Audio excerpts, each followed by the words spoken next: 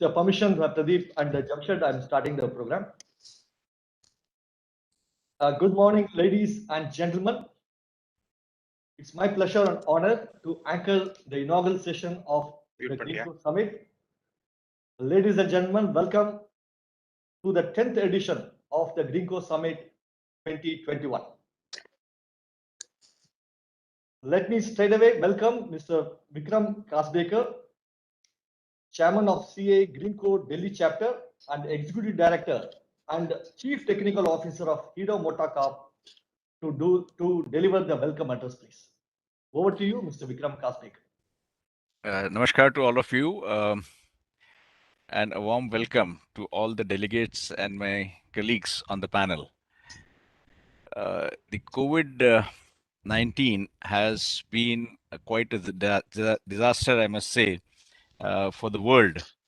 But then we cannot really keep harping on that, and we have to move forward. The climate change, as we know, is a real threat, and we can't delay the response to the present crisis. It's because of the present crisis, and we require new and bold actions for sure. As we continue to manage COVID-19 as a society, and I think that has been done reasonably well, at least in India, I must say, we cannot afford the consequences of inaction on the environmental crisis. A fundamental shift to prioritize climate and sustainability measures ensures that the long-term viability of the planet and well-being of the future generations is ensured. If we look at the initiative, it has to be a global initiative. Monsoon is a lifeline of India, and we have been seeing a lot of erratic. The monsoons have been delayed. There will be short spurts of rains which are coming through. The United Nations Intergovernmental Panel on Climate Change (IPCC) released the sixth assessment report, and the IPCC report conclusively asserts that human activities are the primary drivers of change of climate. Along with the long list of devastating impacts on the climate change, the report outlined a few extremes that are likely to increase across South Asia, including India. We know for sure that the global impact does have an impact on India also. We are very well aware of the El Nino and El Lisa factor. Along with the rainfall and floods, there are also chances of increasing droughts. Due to the rising temperature, projections show an increase in the drought-like conditions as the soil will lose its moisture content. Similarly, we have seen the spurts of rain where heavy rainfalls have been occurring. I think it's vital and important that we must have a clear strategy to harness this water. Important for the industry is the value chain and the net zero to join hands. I think this is a time for collaboration. Achieving net zero carbon will require a wholesale transformation of the systems that make up the backbone of our global economy, including transport, energy, and some of the sectors in which reducing emissions is the hardest. Meeting the challenge of net zero requires to look comprehensively across various emission profiles and innovate throughout the value chain. Rethinking what raw materials can be used and procurement outlook, design, manufacturing, and how we can manage our products at the end of their life cycle. It's important today we are harping on the EV battery, but I think 15 years later we must overcome this problem of disposing that also. We should believe that decarbonizing these aspects is both technologically possible and economically viable. I mentioned about the era of collaboration. I think the industry and the academia need to get together, join hands to find innovative solutions for decarbonizing. To decarbonize complex critical systems, we must continue to act across the three areas: pioneering new low, zero carbon technologies and sustainable solutions, accelerating the availability and affordability of sustainable fuels, continuing to improve equipment product efficiency and environmental performance. The possible interventions of the government, which has been very, very active and introducing various regulations, we must clearly have a strategy for improving. Energy is a fundamental for the socio-economic development, underpinning all other services. Without energy infrastructure, there's no power, no telecommunication, no wastewater treatment, no electric transport. Policy and regulation can accelerate smart energy infrastructure. So efficiency improving could be one of the very, very important criteria. Creating necessary conditions for digital technologies to drive more efficiency, grid integration throughout to minimize demand supply variance, enhance volume of renewable, non fossil based clean energy powers in generation, an appropriate balance of these aspects across the urban planning stage and policy making can significantly reduce the global emissions. A future could possibly hold true with coal fusion. To deliver the net zero, it is essential that governments, business, civil society align and collaborate on this agenda. With this background, I welcome all present in this session to re energize ourselves together and collaborate to usher in a carbon free future. Thank you very much. Thank you, Mr. Vikram Kasbekar. May I now request Mr. Pradeep Bhargava, Chairman of GreenCo Summit, to deliver the theme address, please. Thank you, Raghu, and thanks, Vikram, for the introduction. And once again, a warm welcome to all those attending this session. Though the session is virtual, I want to confirm and convey our intent and content is real. We all together in this to bring in a brighter and greener future. Special thanks to my dear friend Rene. Thank you very much for being here. Your personal commitment to this cause is very high, and we're aware that how United Nations organizations have also acknowledged GreenCo and IGBC. So this is further bonding the connection. Mr. Rahul Jain, thank you so much. Member Railway Board, traction and rolling stock is what you call, but believe me, railways have given us the traction in GreenCo agenda, and things are rolling very fast. And is using you as an icon, railways, in pushing this. Thank you so much for being with us too here. And Jamshed, I just have to continue to acknowledge and convey our gratitude as a guru of this movement, as an inspirer, as someone who's our mentor. Thank you so much for being there. It's interesting today, 2021, we mark the first decade of GreenCo movement. I fondly recall our first GreenCo summit, which was held in the city of Pune, where late Dr. Abdul Kalam was our chief guest. He launched it. And, you know, it was an ambition. It was a dream that we had. And in 10 years, I think we've come a long way. I still remember that year, our plea was to the industry, and we're saying, please be green, because it's our responsibility to the planet. We are still saying that to the industry, please be green because it's responsibility to the planet. But we're also saying, friends, by being green, you're making money. It's a business case. So what was a duty has become a virtue. What was a responsibility has become a profitability agenda. That's what this decade has shown, that being green has become as much a sustainability and a profitability and a resilience-oriented agenda for industry as it is to discharge the responsibility to the society and larger things in things. So United Nations has also declared 2021-2030 as a decade on ecosystem restoration. And I think it's important, and I think Vikram alluded to it, and everybody is talking about what all the impacts will be there. Now, I think we just want to, COVID is a final reminder where it conveys two messages. One, that you cannot take economy and environment separately. The two are linked. And secondly, the growth has got to be balanced in terms of its impact. So COVID just was a reminder on this. So let's work towards in this journey of growing smarter and greener to support a more resilient economy.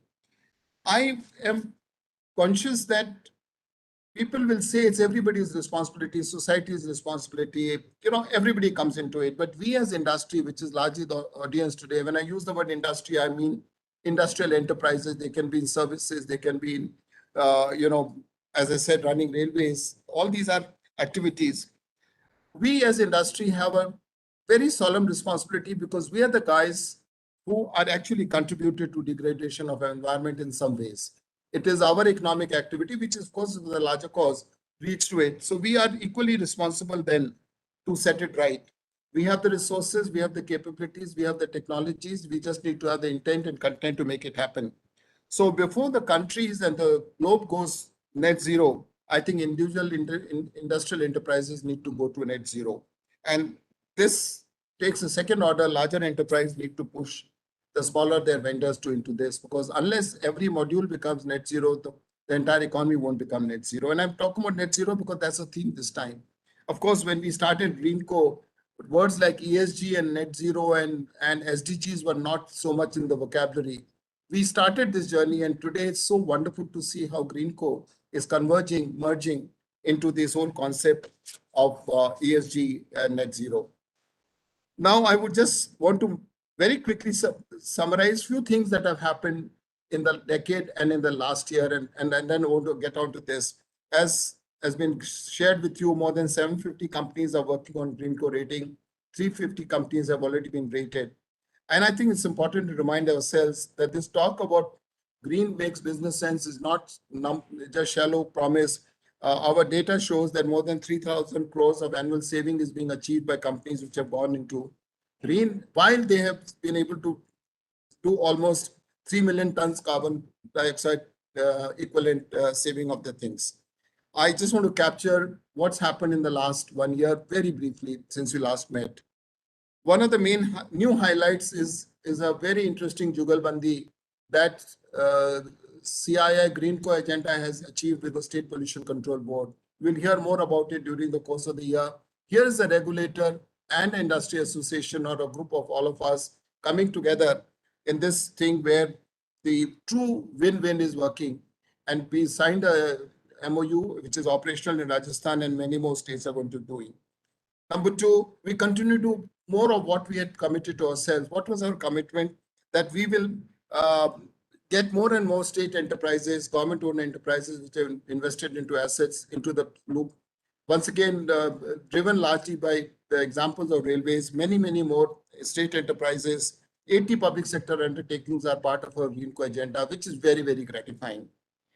We continue to push services sector, which was one of our cherished agenda, and is going beyond IT, is getting into other financial services. The next one is really interesting, of getting, which was again our target of getting MSMEs. We are evolving and will be shortly launching a small version called GreenCo Lite, by which more and more MSMEs can be inducted into it. So friends, last year has been in many ways very gratifying, even though we were all under constraints in terms of operation. Online assessment has been done for GreenCo, which is once again unique. But we are hoping that the next summit 2022 and the calendar year 2022 brings in a lot more of real life. So this session is very packed agenda. Look forward to the participation of all of you. We are covering net zero as an overall theme, but within that, accelerating the transmission toward net zero, there are various subgroups which we will be discussing it in the next 2 days. There is 2 parallel tracks, net zero carbon and net zero water and waste, the 2 main drivers. We look forward to your active participation.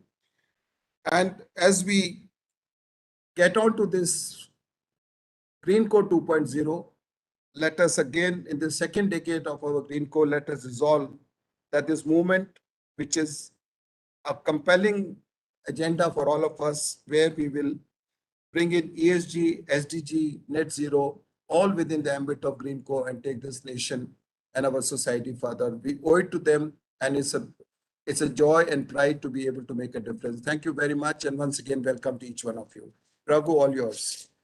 Thank you, Mr. Pradeep Bhargava. Thank you for leading from the front, and you have always walked the talk. Your own company, Cummins, has made phenomenal progress, and now you are leading the GreenCo version 2.0 and pursuing net zero. I think that's a great. Thank you, Pradeep. Thank you for launching this concept.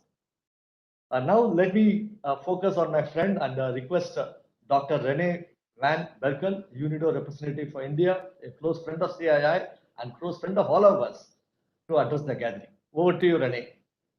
Thank you, Raghu, and indeed it's a pleasure to be among friends, but also would like to welcome and address the distinguished the guests which are joining online to this 10th summit of the GreenCo.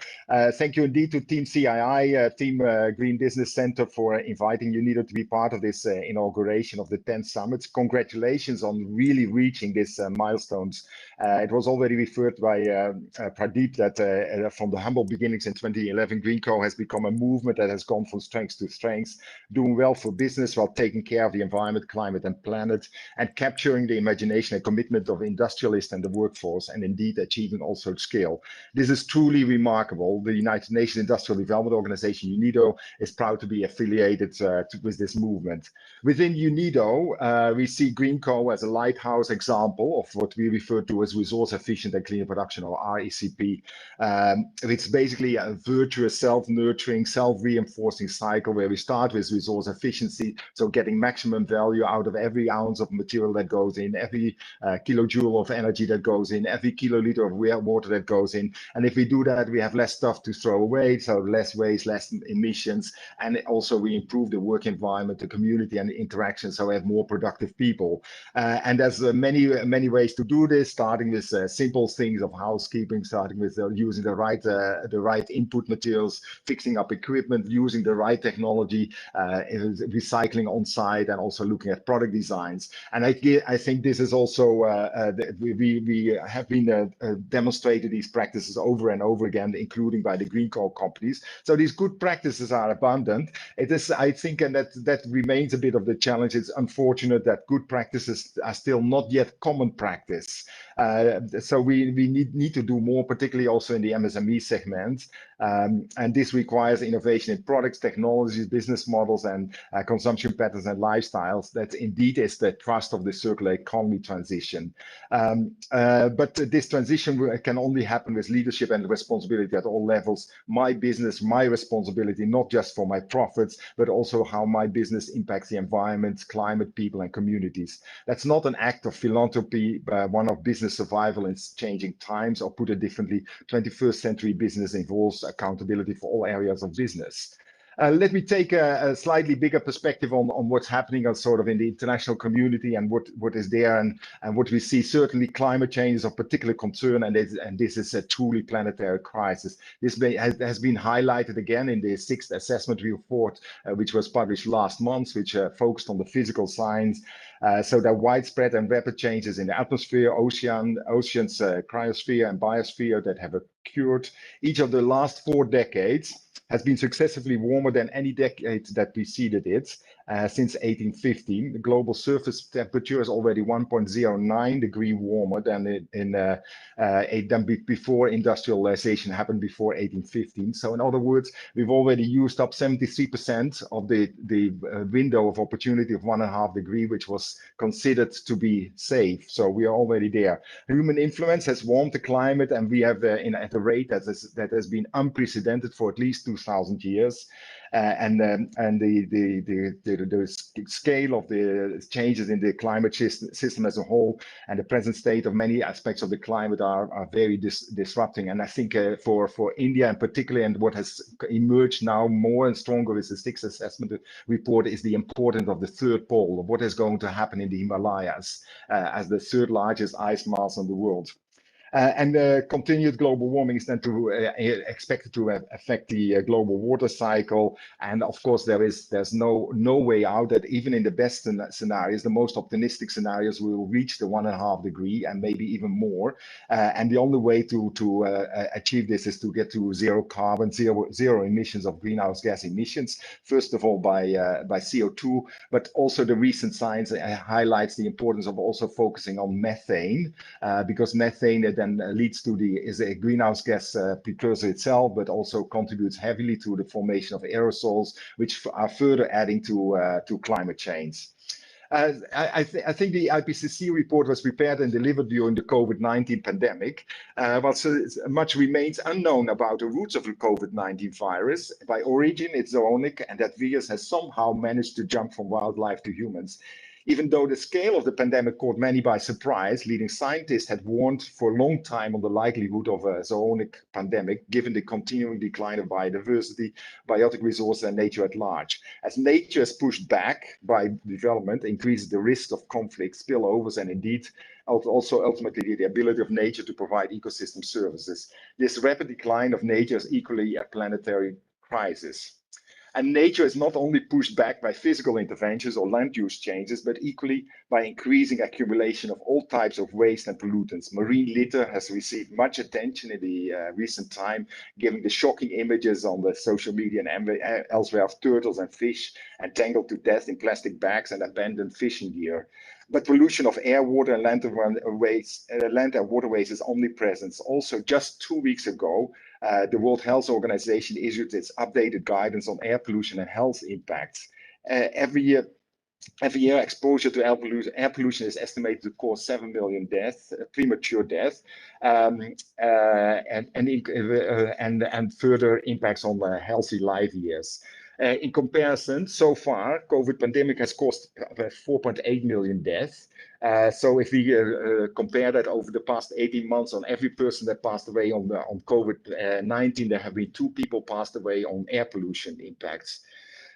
So the global air quality guidelines have been adjusted downwards on the basis of new and strong evidence of widespread and cumulative impacts of major air pollutants. In 2019, 99% of global population was living in places where these guidelines were not met, including all 135 crores of Indian people, all of us. Indeed, the accumulation of pollutants and waste presents the 3rd planetary crisis. So this is also very much the thrust of the work that the UN is currently focusing on, the 3 planetary crises of climate change, loss of nature, and accumulation of pollution. And they have a common cause in the inefficient use of natural resources in man-made consumption production systems. Fundamental change is necessary at multiple levels to decouple human well-being from ownership and use of material goods, to make goods and services with less resource inputs and closed material cycles. In that regard, circular economy and resource efficiency have come up as a converging pathway to resolve the 3 planetary crises jointly. The IPCC report is, of course, the strongest ever issued red alert, as highlighted by the UN Secretary General Antonio Guterres. The clock is ticking. We have there's just 25 years left for us to fix the leaking of carbon into the atmosphere. The IPCC's findings are expected to be heavily, of course, on the upcoming COP26 negotiations, which will start later this month in Glasgow. Boris Johnson, as the UK Prime Minister, has really summed up what is on the Glasgow agenda in 4 points: coal, cars, cash, and trees. So what's up for industry and manufacturing? I think with all this ongoing, energy efficiency still comes first. Historically, energy efficiency has improved by about 1.5% annually, and with concerted efforts, we could really achieve a doubling of the rate of energy efficiency. That's the thrust of the 3% club. If we do this over 25 years, then energy intensity halves, and that is a major step forward. Secondly, we have to increasingly focus on the decarbonization of the energy supply system, and we need to really get started with getting out of coal. This is necessary that within the 2020s we have major steps forward in getting out of coal. And then in this we see already good progress in terms of renewable power with PV and wind happening. But we see that if we look at industry, 75% of industrial energy use is for heating and cooling. So why not focus more on renewable heating and cooling directly? Use the sun, use bio energy for achieving the heating and cooling demands, particularly in the low to medium temperature ranges. And then thirdly, we need also more concerted efforts, and I think it was already referred also by Vikram on innovation and technology development to deal with the hard to abate sectors, and where, of course, green hydrogen might have to play a larger role. I think by and large, these actions are well known. We need just more governments, more business, and more people to take these actions up at a much faster pace. As we celebrate the achievements of GreenCo, equally let us focus on transformative expansion of this initiative to put substantive and lasting dent into the greenhouse gas emissions. Thank you very much. Thank you, Dr. Rene. Wonderful. It's always a great to listen to you. Thank you. Now let me focus my attention and my request Mr. Jamshed Godrej, Chairman of the CA Godrej Green Business Center, who was leading the National Green Building Movement as well as the national movement on green. Over to you, Mr. Jamshed Godrej.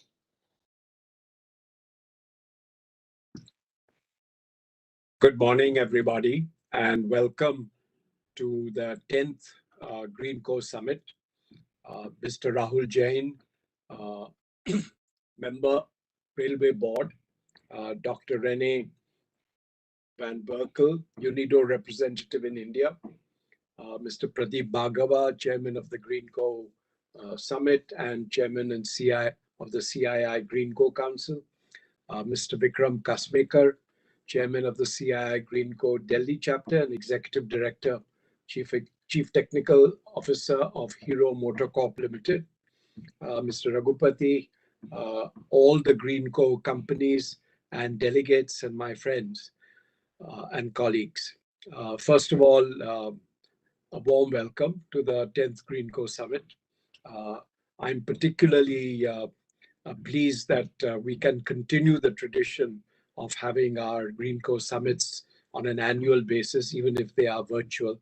And in many ways, there are many benefits, of course, to being virtual, but we do want to be able to meet in person as soon as possible. Thank you for all your addresses this morning and the work that you are doing.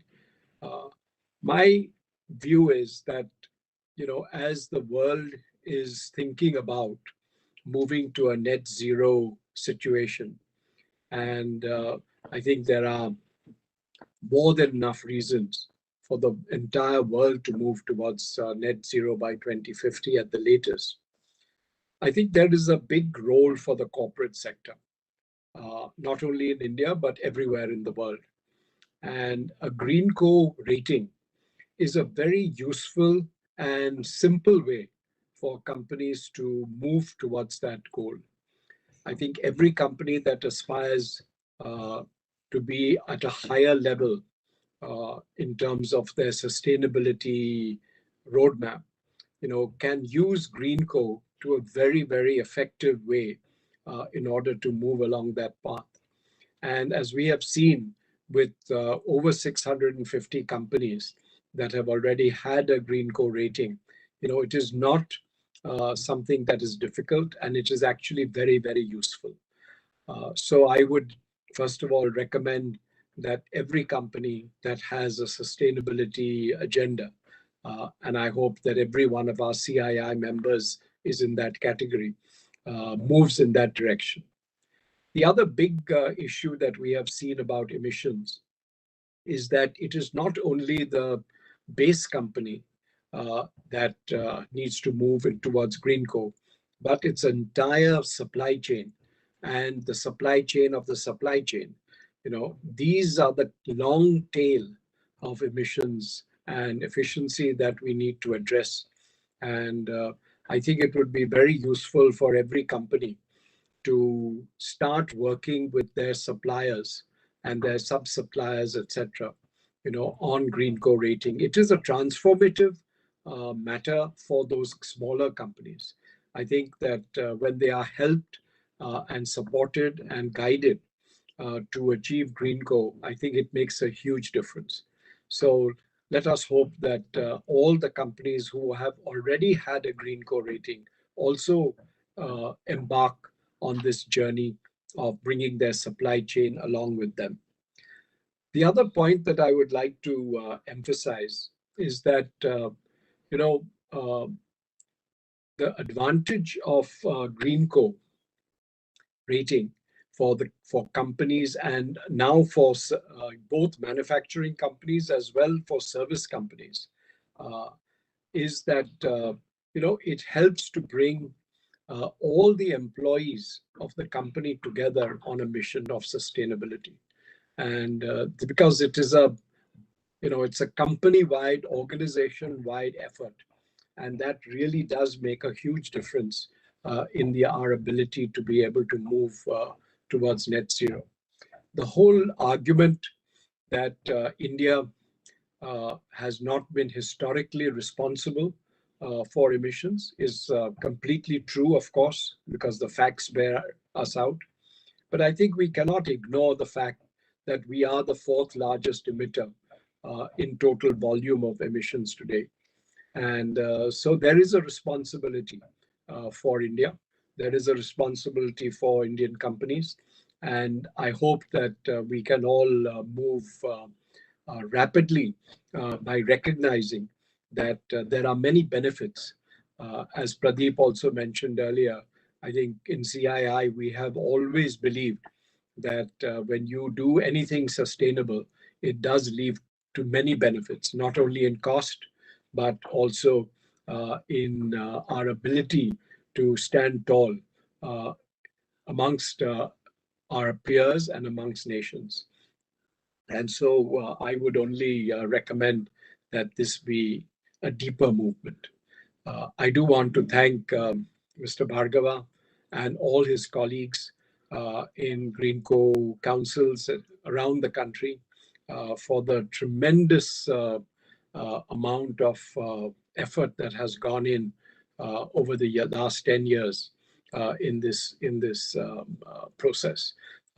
I do hope, of course, that all the CII companies become GreenCo rated, and I hope that we can achieve that the sooner, the better.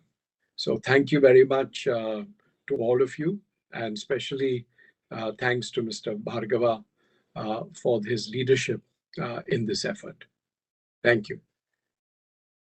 Thank you, Mr. Jamshed Godrej. And you beautifully articulated the big role the corporate sectors have to play in terms of reducing emissions and using GreenCo as a tool. And you also beautifully articulated how the GreenCo and the emissions reduction is a employee-wide, company-wide, organization-wide movement. Thank you. Thank you very much. Now, let me request Mr. Rahul Jain, member, Traction and Rolling Stock of Railway Board. It's a great honor to have you here with us. Over to you, sir. May I request you to deliver the special address, please? Morning. Though I am a stand-in for the chairman of the Railway Board, but let me mention it's extremely gratifying to be a part of this forum.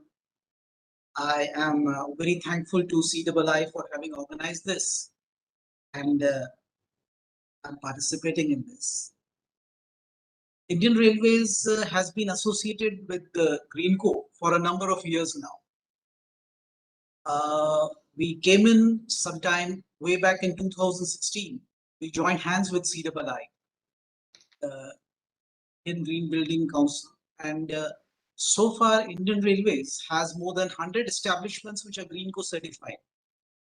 Like Mr. Godrej pointed out, GreenCo reduces something nebulous to something concrete. You have a very good idea. You have to go in for. You have to improve your green ratings. But yes, GreenCo gives you number, gives you a parameter against which to evaluate yourself. Your company is certified by GreenCo, be it silver, gold, or platinum. So that gives you something to aspire for, something to look forward to. And that is something which is challenging. I was part of an organization which was put through the hoops by GreenCo before giving us certification, and it was interesting. It was very, you learned a lot. And at the end of the day, you felt better. You felt like you have achieved something, you are contributing something to humanity as such. That feeling, that elation lasts. And like I said, it reduces something nebulous. It reduces something nebulous to something concrete. You have a concept, yes, I have to reduce my carbon footprint, yes. But how am I doing on that? What are my numbers like? That is what GreenCo forces you to do or leads you in that direction. On the Indian Railways, I noticed Mr. Kasbekar pointed out the first area which needed addressing was transport sector, and the first organization which needed to be addressed was the government sector. So Indian Railways is government too, and in the transport sector too. So we really have to get our things going. And we had a very, very noble mission. The mission was zero net carbon emission by 2030. Pan Indian Railways. easy to define, more so when you are in 2020 and 2030 seems to be far away. But reducing something which is nebulous to something specific, to numbers, to short, medium, and long-term goals is what we have been able to do over the past few months. I would just like to bring that to your, take about 5 minutes of your time, and how exactly is Indian Railways going in that direction, I'd point out. Before we say, make a statement that we are going to have net zero carbon emission by 2030, we have to know how much carbon emission would we be emitting if we go in for business as usual by 2030. And the figures as projected are something like 60 to 65 million tons of carbon emission in 2030 if we were to follow business as usual approach. The way we are, if we were to go about it in that manner. How exactly do we address that? And I would just take you through how exactly would we want to go. Number one is switch over to electric traction from diesel tractionists. Right now, our ratio of diesel locomotives to electric locomotives is almost 1:1. By 2030, it will be for every 18 electric locomotives, we'll have only one diesel locomotive as a standby should something happen to your overhead equipment. We are heading in that direction. We have stopped producing diesel locomotives. We consumed in 2020, the figure is 2.4 billion liters of diesel fuel. By 2030, we intend to bring it down to 0.2 billion, just 200 million liters of diesel fuel. That's downscaling by almost 92%. And even when we go in for electric locomotives, we would go in for not the normal conventional brake block braking, but regenerative braking. To the extent possible, we'll go in for regenerative braking, which would feed power back into the grid, reduce the power consumption. We would go in for, if you've seen the conventional trains, they have those noisy cabs at the rear and the front, which are essentially power cars, which power the entire train. Especially if at Mumbai or Delhi, if you have seen the Rajdhanis, they make a huge racket. Now we are doing away with the end-on generation concept, and we are going in with the hotel load concept, wherein the OHE power is used to feed the electric requirements of the entire coaches as such. That does away with the conventional method of having a diesel generator on board, having a pair of diesel generators at either end of it, and gives you much cleaner energy at, I would say, adds 2 more coaches, it is carry more people there. We have tried that out. We have about 1,000 odd locomotives or 1,000 odd trains which are working on this HOG, and the reduction in footprint is evident for us. We do that. Apart from this, we have large tracts of land, which I would say narrow strips of land along the track and large tracts elsewhere, which we have really not. We are going in for solar generation on those. And in other areas, we are going in for windmill generation. Windmill generation would be about 5% of the total. Solar would be about 95%. But we are going about that in a big way. And we have targets. By end of 21, I should have X amount. By end of 22, I should have that. And as per those, we break those down into weeks and months, and we monitor those. Yes, have I been able to identify this tract of land? Have I been able to attract participation? What are the issues with the participants? Am I able to address that? What are my wheeling requirements? What is my requirement for round-the-clock power? those are being addressed by us at the very grassroots level. It is not that the ministry out here in Delhi says something and just leaves it out. It is monitored day in and I would say week in and week out, and people at the grassroots level are involved in this. So that is one area where we are going in for. Windmill generation, especially along the coastal areas or patches of Karnataka, patches of Rajasthan, we are going in for those. That energy is not very reliable, yes. Therefore, we are looking for wheeling and round-the-clock facility. And like it was pointed out, going in for energy-efficient machines is one way. It reduces your energy requirement and has a direct bearing on your carbon footprint. Our powered sources have your EMUs, locomotives, Mumbai suburban trains, all of them use traction motors. The traction motor technology being used in them is dated. So we are now going in for what you would have as the encapsulated motors with permanent magnets, which give you an energy efficiency, gives you a saving of in the range of 35 to 40%. So this is another area we are addressing, and we have concrete goals for each area. I'm skimming the areas, I'm touching the surface, but yes, we have that using this technology, how much carbon footprint would I be able to reduce? How many net tons of carbon would be less? And finally, we have a goal of massive afforestation, something like 3 crores, 30 million trees planted every year. Assuming a survival rate of 50%, our actual survival rate is something like 65%. Survival rate of 50%. This in itself would give me a net carbon emission, or rather, I would subtract from the total about 3 million tons of carbon. So, keeping all this in mind, we have addressed the problem of 60 to 65 million tons of carbon generation in 2030 if we continue with business as usual. And we hope to be on target.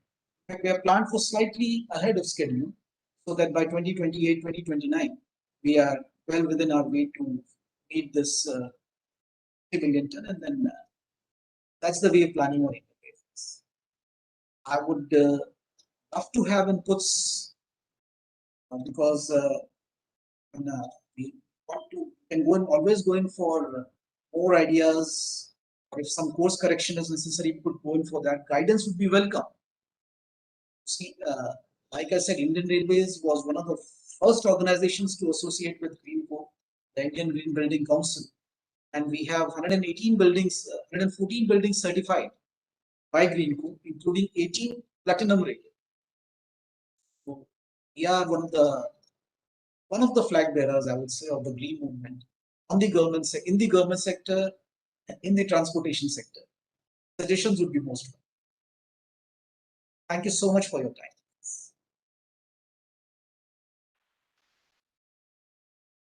Wonderful, sir. Thank you, Mr. Rahul Jain. It was a wonderful address.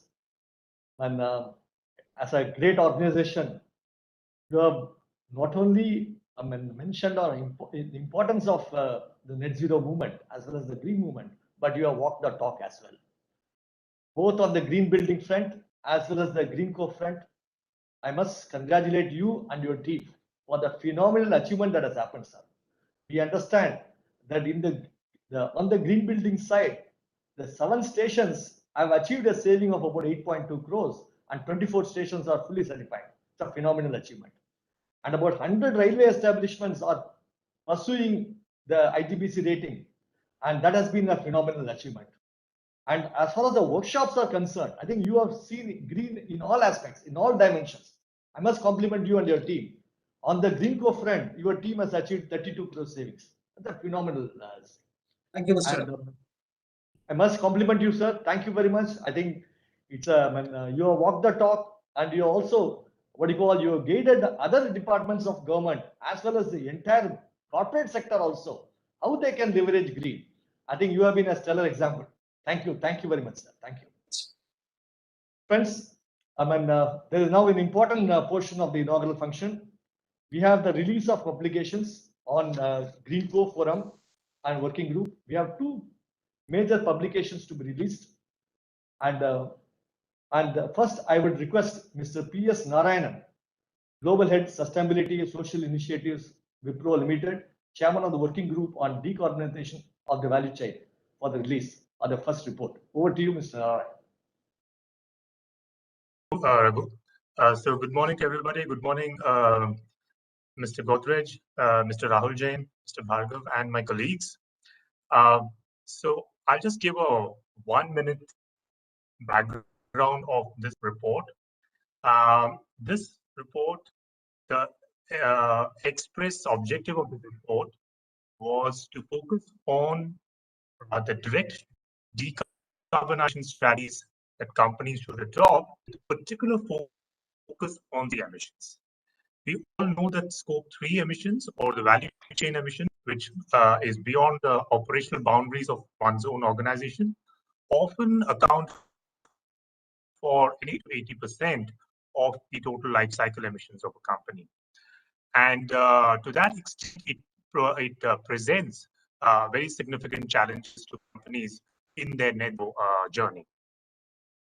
So this working group focused on could be for different sectors. So we were fortunate to have a very wide representation, sectorally speaking, automotive, then we had FMCG, then we had services, and so on. And I must congratulate and compliment the CII Secretariat, Muthu, Shiny, and others, who've done an extraordinary job of getting all of us together, convening meetings, taking inputs, and putting together a report which is comprehensive as well as clear and concise. I will just call out two aspects of the report which I think are striking. One is a number of case studies that the report has. They are really insightful, and there are a lot of things to take away for industries, for companies across sectors. And the second is, I think, a list of frequently asked questions that really go into the depth of some very fundamental issues that scope 3 and value chain emissions pose to companies. So which we think will be very useful for companies that are starting out at the beginning of this journey, as well as more advanced companies. So it was a great learning experience for me and for my colleagues who are part of the group. So I would now request Mr. Rahul Jain, Member Railway Board, Traction and Rolling Stock, and Mr. Jamshed Godrej to virtually release this report. Thank you.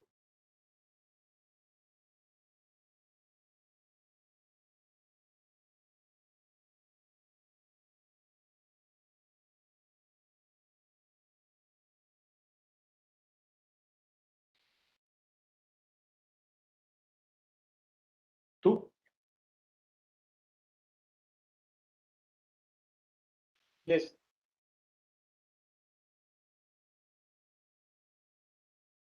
Fine, Muthu, we'll take it as released. Yes. Take it as released.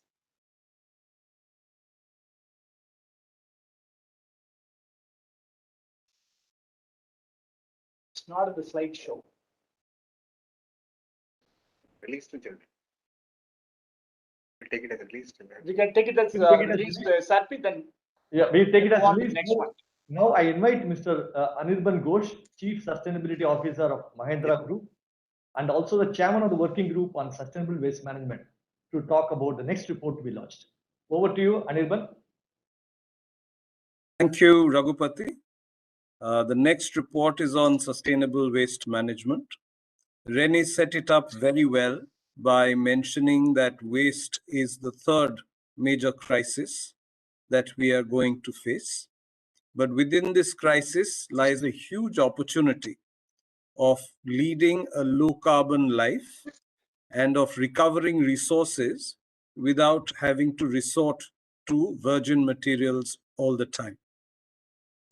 There are a number of acknowledgements that I would like to do, and they would echo almost exactly what PS did for the previous report. all the stakeholders engaged in making this report possible, especially the Secretariat at CII.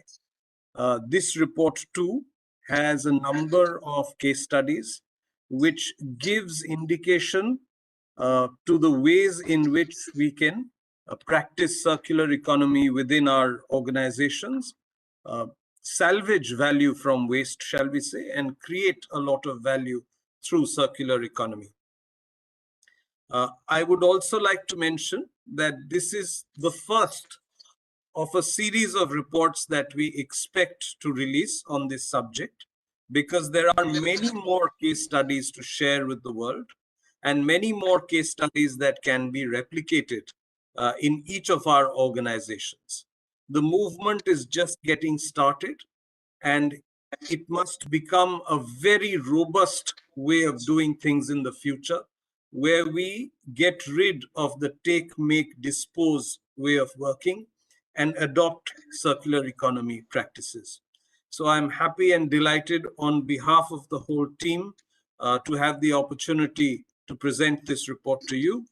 And may I request Mr. Rahul Jain, Mr. Pradeep Bhargav, and Mr. Godrej to release this report as well. To go ahead. Yeah.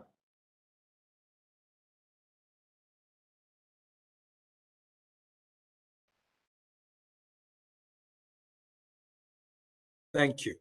Thank you. Thank you, Mr. Narayanan. Thank you, Mr. Anirban Ghosh, and other members of the working group for the wonderful effort that has gone in launching of both the reports. I'm sure with your guidance and support and the involvement of all the team members, we will have more and more reports to be launched. And I'm sure this will educate the Indian industry and all the individuals in particular to go greater and greener heights. Thank you. Thank you. Thank you, Anirban. Thank you. Thank you, Mr. Narayan. Friends, it's my pleasure and honor to do the concluding remarks. And it's always CA is known for time, and we are 10 minutes ahead of our scheduled time now. And it's my pleasure and honor to do the concluding remarks of the GreenCo Summit 2021. As you're aware, the Indian industry is taking great leaps towards net zero transition. And this esteemed panel here today re-emphasized the industry's growth trajectory and how it should focus on net zero transition.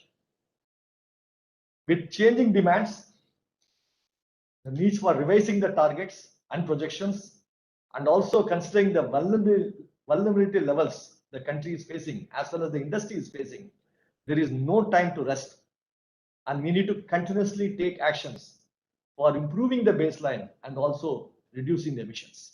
And individually, the company should target net zero emissions as early as possible and not later than 2050. In fact, as one of the major initiatives of the Green Business Center, we launched a net zero green building movement.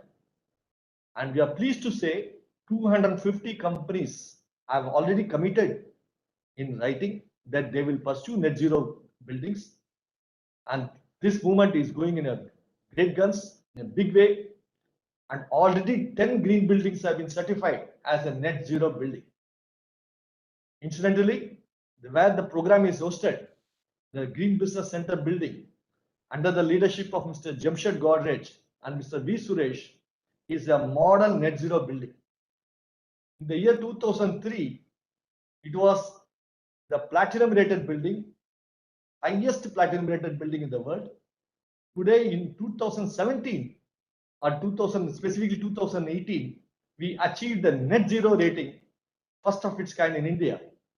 So the existing building completely converted to net zero building. And the entire energy required for the building is generated in-house through the renewable energy sources. And it generates about almost 130 to 140% of the requirement. And remaining 30 to 40% is fed into the grid. So this is a perfect demonstration building. The point we are trying to say is net zero is feasible, possible, and financially viable. That's what we are trying to say. And what it requires is a willpower and a guts to get into that thing and demonstrate to the world that green is possible and net zero is possible.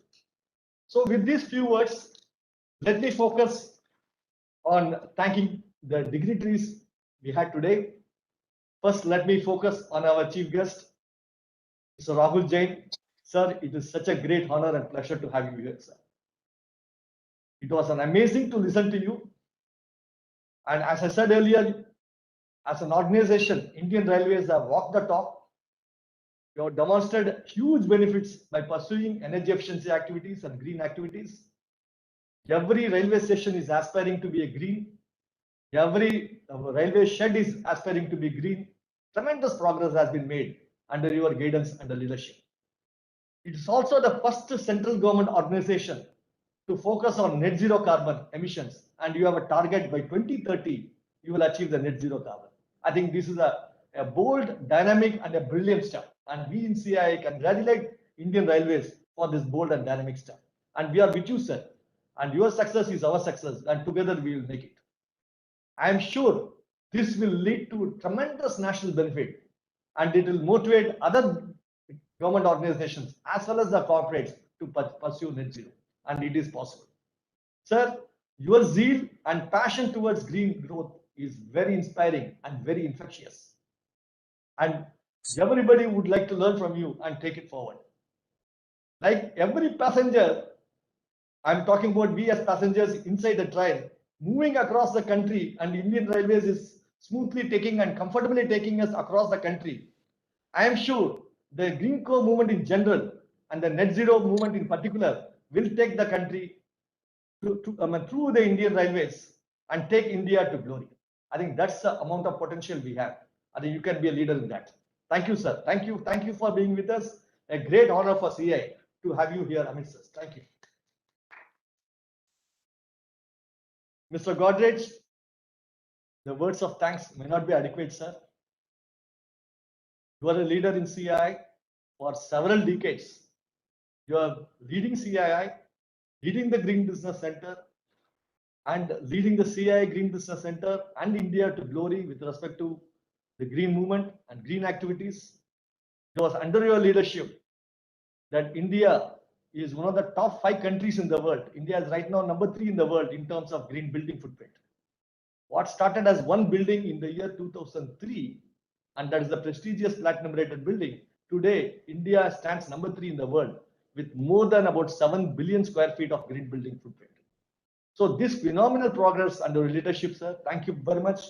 You have led us from the front. You have been the source of inspiration and guidance, and you have gone into every details and guided us what should be done, what should be the priority, and you got all the corporates committed into this movement, and thank you for guiding us in this aspect. Your speech today, in terms of highlighting the important role and the big role the corporate should play, and how the GreenCo can be a very useful and simple tool for them, is very, very clear and very specific. You also beautifully articulated the need for supporting MSMEs, need for handholding MSMEs to be a leader in green, and how the corporate should take the leadership role in the supply chain and help the MSMEs to work towards green. I think that's phenomenal. I think you beautifully articulated that green actually must be an employee-wide, company-wide, and organization-wide movement. It's a fantastic statement. Thank you, sir. Thank you for leading us from the front. Thank you for your guidance and the inspiration. Thank you, Mr. Jamshed Godrej. Now, let me focus on Dr. Rene Van Berkel. We very closely and very affectionately call him as Rene. Rene, you have been a powerful friend, or what you call a friend who made a very, very big difference for the Green Business Center. You have taken us globally through UNIDO. Your support has been phenomenal. You have guided us how CII and the Green Business Center can internationalize green activities. Thank you for your wonderful guidance and support, Rene. I think it has been a phenomenal support. And you have taken CII to global heights and greener heights. Thank you, Rene. Thank you for being with us. Thank you for guiding us. And we look forward to your continuous guidance and support. Thank you, Rene. Thank you very much. Pradeep, I cannot find any person more articulate than you, Pradeep. Every time I try to emulate you, I try to understand you, how Mr. Pradeep Bhargava is always leading from the front, how he makes a tough situation very light. Pradeep, you have been a fantastic leader, Pradeep. The GreenCo movement has come so far. It is all because of you. We started as nothing. We are wondering how the GreenCo movement can really take roots. Today, we have made a very, very massive difference. Today, GreenCo has become a standard for all companies. Now we are now trying to make it how GreenCo can become a standard for net zero as well. So the words cannot be sufficient, Pradeep, to thank you for the wonderful leadership and guidance you have done, and the team which you lead. The 9 chapters, which shortly will be 10, and maybe within 2 years or 3 years, it will be 25 to 50. And Jamshed always believes, and that the GreenCo and the green building movement should have chapters every nook and corner of the country. So we will look forward to your guidance, leadership, Pradeep. Thank you for your wonderful guidance on this aspect. Thank you, Pradeep. Thank you very much. Thank you for leading us on this GreenCo Summit 2021. Mr. Kasbekar, thank you, sir. You have been the ambassador of GreenCo. Your spirit of leading the important sustainability initiatives across your organization, specifically Hero MotoCorp, has inspired all of us. You have not only led the movement at Delhi, and he has been a source of inspiration across the country. And every building of Hero MotoCorp, every operations of Hero Group is green. And is not only normally green, it is platinum rated green. That's the wonderful news about it. Thank you, Mr. Kasbekar. Thank you for walking the talk. Thank you for leading us. Thank you for making this movement, and we are all very proud of you and your achievements. My sincere thanks and appreciation to all the GreenCo companies for participating in this event, and my very, very, very close friend and our mentor and philosopher and guide, Mr. L.S. Ganapathy, chairman of the GreenCo assessment panel and the judges of the energy efficiency panel also. Mr. L.S. Ganapathy has been the strong supporter of CI, and the Green Business Center has grown. If Giri, Muthu, myself have grown to whatever small extent we are, it is all because of Mr. Ganapathy's guidance and his personal mentorship.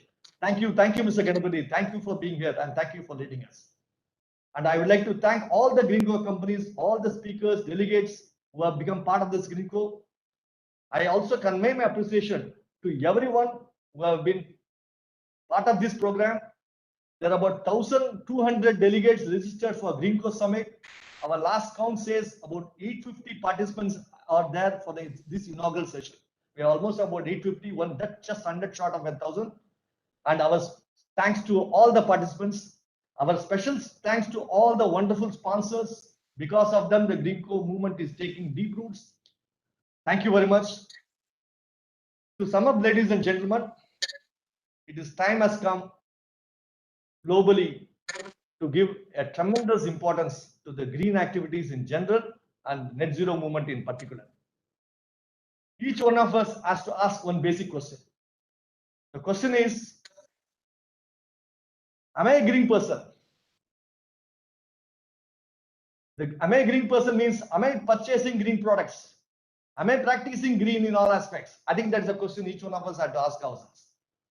As an organization, am I pursuing green?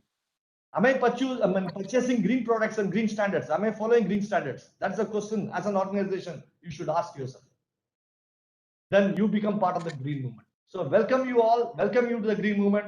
Thank you very much. With this, with the permission of Mr. Jamshed Godrej, Mr. Jain, as well as Mr. Pradeep Bhargava, we formally close the inaugural session. I'm looking forward to the first session immediately, please. Thank you very much. Thank you, everybody. Thank you very much. Thank you, Raghupati. Thank you. Thank you.